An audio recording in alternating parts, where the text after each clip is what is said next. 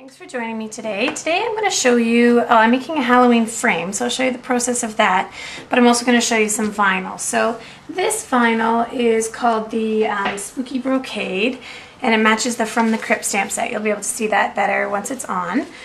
What I've done is it came in a sheet and I just cut it close to the image, and I've actually cut out the center image, which is the bat, because we're going to pop that up inside our frame decor. So I've taken that out. When you get your vinyl, you have kind of a filmy side of the paper, which is the transfer paper side, and then you have a grid paper side. What you're going to do, which is using your applicator, is you're going to rub the grid paper side, and this is going to transfer all the vinyl onto the transfer paper so we can get this to stick. I'm using the Cast a Spell Designer Series paper, and that, so you can see here as I'm peeling. Just be careful as you peel it off. If you haven't quite rubbed it all the way or put enough pressure, it might want to stick. You don't want to rip your vinyl. I think this one is $6.95 in Canada, I think. It's the small Spooky Brocade. So I'm just going to peel that off. You can see that cute little spider. And the reason I'm doing this not directly on my wall is I want to be able to reuse this year to year. I'm going to peel this off here. Okay, there we go. Now that it's all off, this is now garbage. And I'm just going to stick this on my designer paper. Again, this is from Cast a Spell. And I'm just going to set that on. It doesn't really matter where I put it on the page because I'm going to be putting it in a frame. Now when you're using paper, it's a little less forgiving than on your walls. So you want to just make sure that it sits flat with no air bubbles. So this might take me a second. So why don't I get this flat and I'll be right back to show you. Okay, so now it's nice and flat. I've just kind of gently rubbed it down with my fingers. I'm going to use the applicator, so I'm just going to work from the center of my image, just applying pressure. And again, because you're working on paper, the fibers are going to really pick this up quickly. So I'm just going to rub that to the outside to get all my air bubbles out.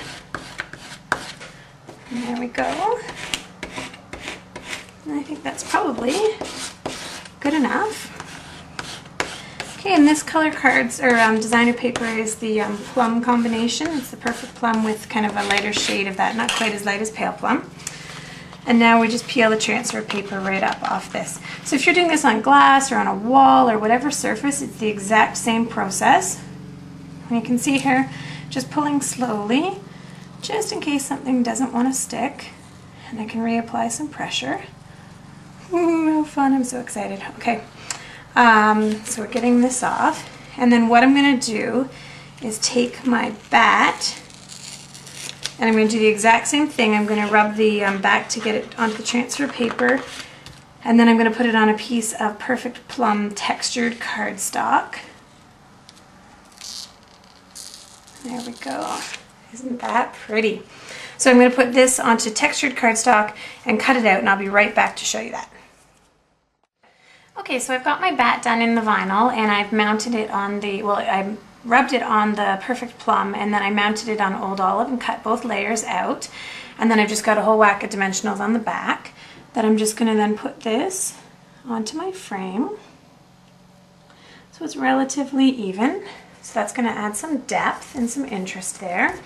And then what I've done is I have just a strip of basic black cardstock and then a piece of the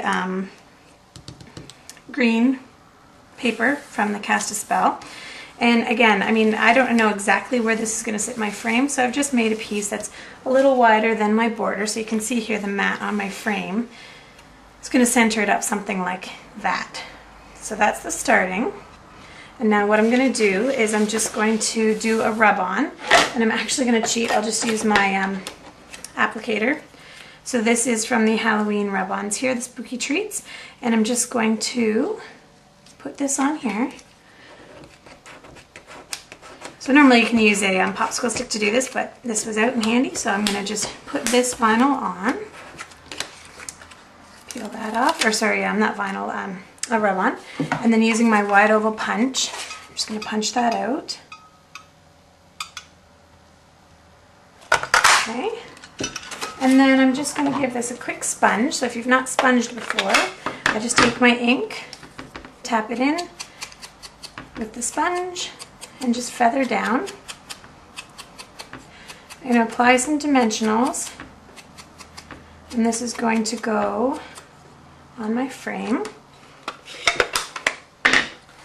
So it'll go somewhere about here.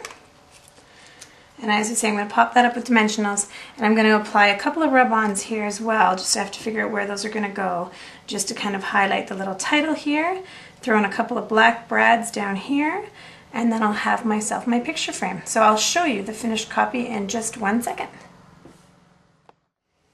I apologize for the glare, but you can see here it's now in the frame, which just holds an 8x10 photo you could pick up at any big box store.